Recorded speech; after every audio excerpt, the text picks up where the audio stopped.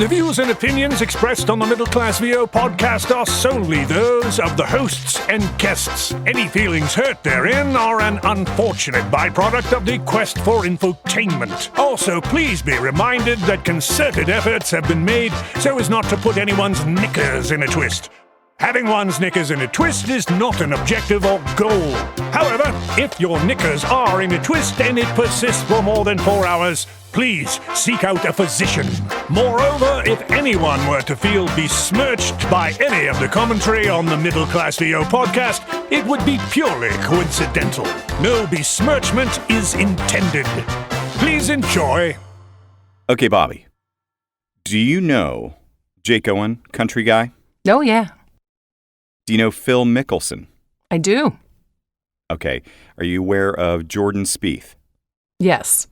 Jordan Spieth is another golfer. Right. I knew that. So, you didn't have to tell me that.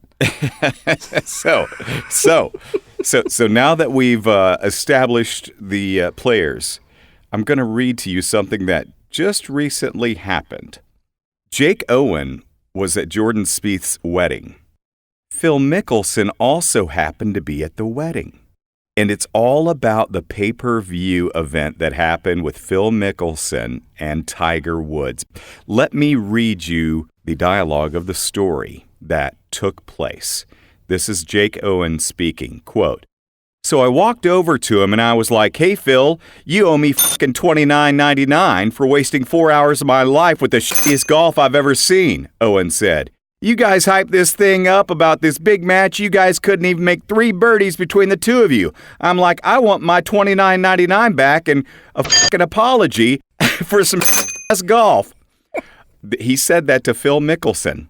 Owen said that at that point, Phil Mickelson pulled out a wad of cash, particularly a $100 bill, and he says, "Yeah, I won 90,000 of these yesterday." He says, "Take $100 and go f*** yourself." Oh! And that has been confirmed on Twitter by Phil Mickelson that actually happened. Let's talk money, folks. It's the Middle Class VO podcast. Wow. If you need e-learning, we're just an email away. Corporate narration, tell us what to say. Explainer video, imaging radio, slinging local cars, reading IVR. No, we ain't no stars. This is the Middle Class VO podcast. The Middle Class VO podcast. The Middle Class VO podcast. So money is very important to even the biggest of stars and celebrities and people that are making it the most. And I love Phil Mickelson's quote. He pulls out a wad of $100 bills and said, "I made 90,000 of these yesterday," implying that he made $9 million the day before. Oh my gosh. Now, there are some voice people that are making that kind of cash. It is possible. And this is the money issue of the Middle Class VO podcast. Bobbi Maxwell in Cincinnati, Kevin Kilpatrick in Nashville. Bobbi, how are you this week? I'm good. Now I feel like I'm making peanuts, though. But that's what we're striving for, you know? We're striving to get to that 7-figure range.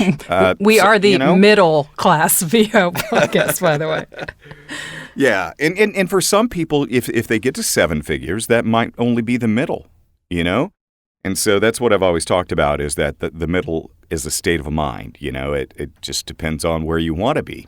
And so we're talking money on this episode. We're going to run down, we're going to give you a few tax tips. We're not going to go too deep into that, but we're going to talk about stuff that has helped us make money in our journey in this voice actor life that we live. Now, Bobbi, I came up with some numbers. Okay.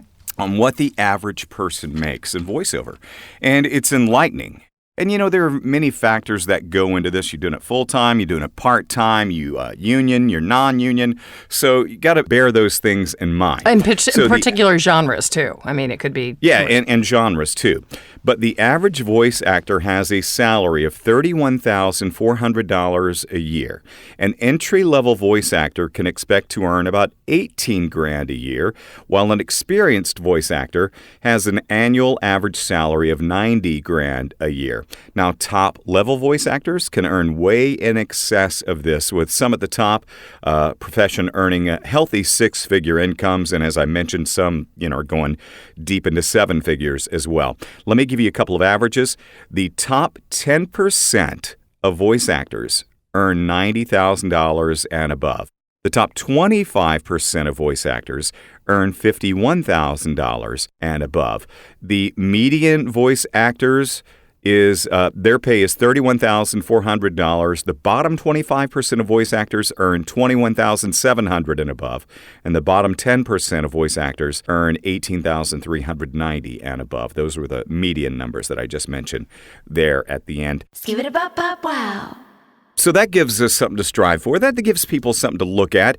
I knew a long time ago that I was surprised actually when I heard that only the top, say 25% or so were making enough to earn a living, to do it full time. And it's not surprising now that I run into so many people that are voice actors, but they're like, it's their side hustle mostly. But how do people get to these numbers that we're talking about, Bobbi? Well, it comes with rates. Yeah, exactly. And it depends on where you're going for your jobs, too. I mean, if you're going to hang out on Fiverr, I don't think you're going to be able to make a living by doing voiceover or I'm trying to think what the other one is called. But even the pay-to-plays, it really depends on how much time you're investing into it and what rate of jobs you're going for and who you're going up against. I mean, you can make some decent rates on pay-to-plays. I know I do. I mean, there are some really good jobs on there, and it seems like every 6 months a new platform opens, so there's so many opportunities. But you can make $2,000 on a job on a pay-to-play, easy. Then 100%. If you jump to, marketing and finding your own work, you're taking away the percentages that the pay-to-plays are taking from you to be on their sites. So you're going to be making the full amount from that particular client. If you get to the point where you're working for an agent, it's going to bring you to another tier of work and rates. So it just depends on where you decide to go to get that work. And we were talking about rates and all this, and there's a couple of industry standards as far as rates go. Of course, union rates they're going to be dictated by the union. Mm-hmm. But as far as everybody else that is not a union member, there are, some industry standards like I was talking about. GVAA is one of those. Which I turn to a lot, and I think a lot of voice actors do that. I think Gravy for the Brain also has a rate guide now on their website. But GVAA, it's so user-friendly. I mean, like for a local market, which is one city or state, nothing major, for a 3-month spot, you can make $400 to $500. For 6 months, that jumps to $8,000 to $1,000. And then if you go into the regional, that's going to jump into, say, for 3 months usage, $500 to $650. You go up to national for the same spot, you're looking at $750 to $1,250 just for 3 months. And then if you go into multiple countries, it really zooms from there. That's just on one small TV broadcasted commercial. And when Bobbi's talking about 3 months, that's a 13-week run, which is, a quarter, and that is kind of like the industry standard. If it's going to run beyond the 13-week period, a lot of times they will say, hey, we will pay you additionally beyond that. Or they may offer, say, hey, this is going to be a buyout. We can use this in perpetuity. And then, if that's the case, you're going to be able to bargain or negotiate for a whole lot more. Oh, yeah. And we're not even talking really about SAG rates there. I mean, that's a whole entity in itself, which I'm not with SAG, so I can't give you any particular figures, but you can really make some jack there. Yeah, and we all want the jack. Who doesn't want the jack? We love jack. I want the jack. Another interesting thing about Money Magazine, Bobbi. Hot topic, sizzling. Had a list of their top 10 things you can do from home as far as earning money. Being a voice actor is the second highest amount of cash that you can make working from home. Really? Right after being a patent attorney. Two totally different things. Wow. Who would have thought it? That's awesome. But there are so many of us working from home. I mean, it's crazy. When we just got done with VO Atlanta, just seeing how many people were there. And, if you thought everybody had their home studio, that's just a small percentage of what's out there in this country alone. But number 2, I like that. Yeah. That's good stuff. And coming up in just a few minutes, I'm going to tell you how I tripled the amount of cash I made on one particular job. Stay tuned for that. Right now, though, we're going to give you some tips. Thank you, Bobbi, by the way, for doing some research, because when it comes to taxes, I run the other way. But Bobbi, Bobbi is more, I bet Bobbi did her homework on time growing up. I bet people copied their homework from Bobbi, and I would have been the one doing the copying from Bobbi. You would have been the last minute one or saying your dog ate it, right? I got through high school a lot on personality, Bobbi. I don't know how that happened, but I was the guy skating by. Oh, Kev, he tries. He tries really hard, but he would like to act up more than do his homework. So Bobbi's done her homework on tax stuff, and Bobbi's going to give us a little insight on taxes and what you can do to help save some of that money. Well, first off, if you're in this industry and you're making a decent living, a middle-class VO, as we call it, definitely get yourself a tax attorney. Don't do it on your own. There's so many different loopholes and things that you wouldn't know about that a tax attorney would. And I love my tax attorney. Every year it's like, I just love you. He tells me what I can and cannot deduct, and everything from that people wouldn't think of that we're just getting into this business. I mean, of course, your studio space, your equipment, the utilities. You have a home studio. You're entitled to use a percentage of the square footage of your home when you write off all your utilities, the cable, your internet, whatever. And then we move on to if you have a CRM package, which I do, so I'll be able to write off that annual cost. If you have a bookkeeper, if you use an editor to edit your audio, coaching, demos, conferences that you attend, or webinars that you do online, all of those are tax deductible. And, coaching and demos can really add up. So that's a nice big deduction. Yeah. If you meet with a client or you have a meal with, I know you're in a voiceover meetup group, as I am, and we meet once a month. You can deduct that cost of your meal and getting together and your mileage and whatever. That's all fair, and you can do it. If you have a website, the expenses incurred there. If you have business cards, if you make postcards, a percentage of the trips where you actually did work. Kevin, I know you take a few vacations a year, and you probably get called upon by your clients saying, "Oh, can you do this?" And we always bring our gear with us, so you can take off a percentage of that vacation when you actually did work. These are all great ideas. Something I got from my accountant a couple of months ago, which I just changed accountants, and I'm so glad I did, because the one I have now has experience with our industry. And as a matter of fact, Christy Bowen is the one that referred her, and I'm so glad because she is just on point with everything, and she knows what we do for a living. So that's not a bad idea. If you've got your accountant, you're happy, and they know our industry well, stick with them. But if you're just with an accountant that is a regular accountant, you may want to ask some peers, who do you use, because these are people that can find more loopholes and advantages like Bobbi's talking about. And they're certainly aware of what we do. And my accountant has said, make it easier on yourself and your accountant. Make sure to keep your bank accounts reconciled. Hold on to your information for 7 years. I know that sounds like a long time, but that is the amount of time that is required by the man. The man is the IRS, by the way. And make sure, this seems simple enough, but make sure you're logging your miles at the beginning of the year. Make sure you write down your miles, and at the end of the year, do the same thing.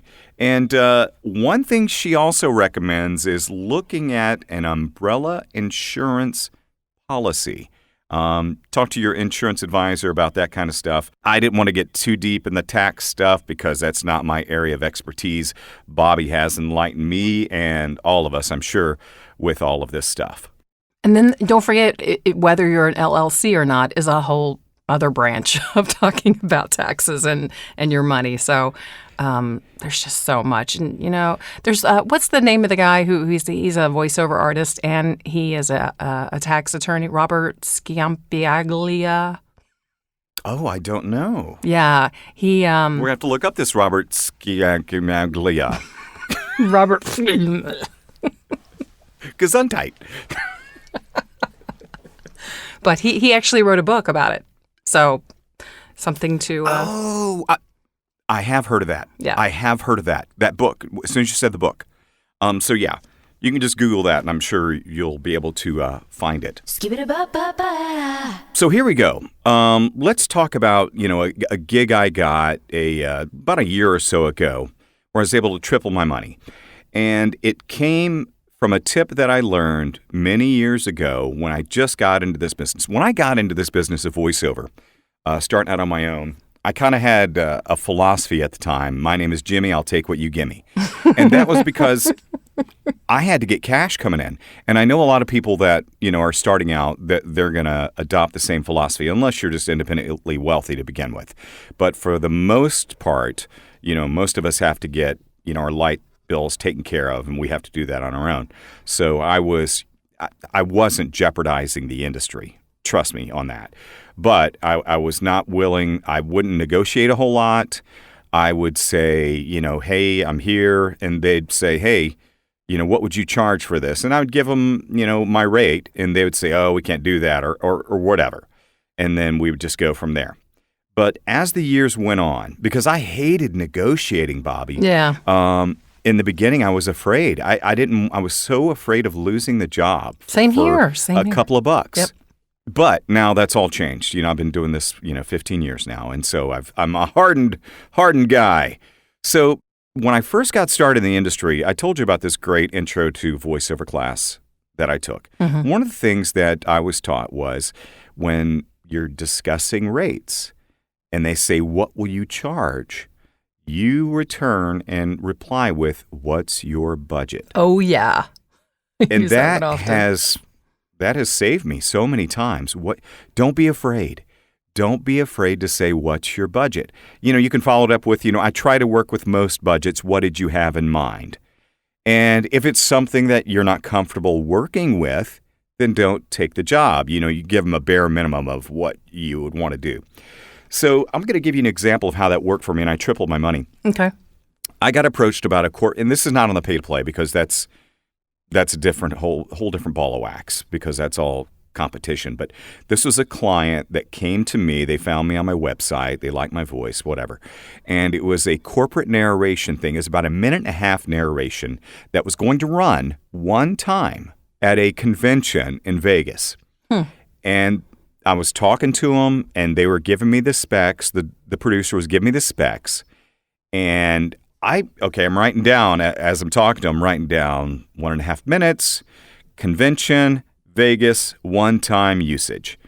And I'm like, I'd charge $300 for that. I think that'd be fair. $300, I'd be happy with that. And that's the number I jotted down, but I did not say it. And while she's talking, still give me the specs, I wrote that number down, and then she said, so what would you charge? And I had that $300 written down, but I didn't say it. Mm-hmm. I said, well, what did you have in mind for budget? I try to work with most budgets. And then she said, I've already told you the math. She goes, well, we had planned on budgeting $900 for this, but I don't know if you'd be able to work for that. And I'm in my head, real quick, I'm going, $900 for a 1.5-minute VO that's going to run once. I'm okay with that number. And I said, yeah, that's fair. I said, that sounds about right. Yeah, and that's what you got to do. You got to pretend like, I wouldn't expect less than that, but I'll work with that. That's fair. Now, my intro to voiceover coach, the numbers, let's say you were trying to get a little more, and they had said 900. Her tip was to repeat the number 900 and then pause and give them an opportunity to go, well, is that not enough? You got to read the room a little bit, obviously. Yeah, silence is deadly. I love it. And she always said, whoever gives a number first loses. And so this producer gave me the number first, and, she lost, I won. It's not a tactical thing. It's not, anything deceptive. It's just business. And you don't want to leave money on the table. Exactly. We're doing this to make a living, and we might get a $900 gig to read a minute and a half. That's going to run once, and then the next day we might get that $300 job, and it all balances out. So get the cash when you can. That tip has been one of the biggest things that's helped me throughout my career. What's your budget? What's your budget? Remember that. What's your budget? Ba-da-ba-ba. Another thing to think about is if you have an agent, bring them in on the negotiations. I mean, if you don't feel comfortable, they've probably been in that situation. They can help you out. And most times, clients will be okay if you say, I'm going to bring my agent in on this. Some of them might go, whoa. And if you don't have an agent, this might be an opportunity, if it's profitable enough, to get an agent. Because what agents want to hear when they decide to bring you on their roster is, what can you do for them? So if you reach out to an agent and say, hey, I've been offered this job, this project. I really don't know what to quote them on a rate. And they might go, and that could lead to a relationship and you getting on the roster down the road. Another thing, Bobbi, on good ways to solidify yourself and keep money coming in that I've learned is make yourself invaluable to your client. Be a resource for your client. Don't be just a voice. Be somebody that can offer other voices. You know how much money that I've made by casting other people? It's, you got to get over that competition fear. Mm-hmm. You got to get over, I don't want to present another male voice to them because they might, like them better than me and long term. Well, first of all, you got to use your head. And, I'm not going to go to one of my biggest clients and go, here's George Clooney. Have you heard of him? Maybe you want to use him on a spot. Somebody like that. That's an extreme example, obviously. But, be a resource for these people. Be a resource for offering other voices. Be a resource for offering production if you're able to do that or if you're able to job that out. Be a resource for copywriting. Be a resource for copy editing. We all get garbage scripts in. We all get, be somebody that offers solutions, and they're going to come to you for other things, and you're going to make more money. That is one of the key things that you will learn along your voiceover journey is making money from your current clients. You're going to make more money from your current clients than you are by seeking out new clients. We got to keep the new clients coming, but don't forget your current clients and marketing to them. Oh, yeah. Yeah. And you know what? We are worth every penny that we quote in a rate. Every single penny, that whether it's on a GVAA rate guide or something that you have a figure in your mind, you are worth it. And don't think for a second that, they're just going to go to somebody else who's going to, undercut them. You are worth it. Your voice is worth it. And whether it's going to be used one time at a convention or it's going to be a national spot that's going to run for a year, you're worth it. You're making me tear up over here, Bobbi. I'll be okay. Well, I think people have learned something today, Bobbi, don't you? Yeah, it's time to go make some money now. Yeah, absolutely. And one of the ways you can make money is on the pay-to-play sites. Ooh, taboo? Or is it not taboo? Or is it a gold mine? Or is it a gold mine? We're going to talk all about the pay-to-play sites next week on the Middle Class VO Podcast. Have a great week. Go make some money.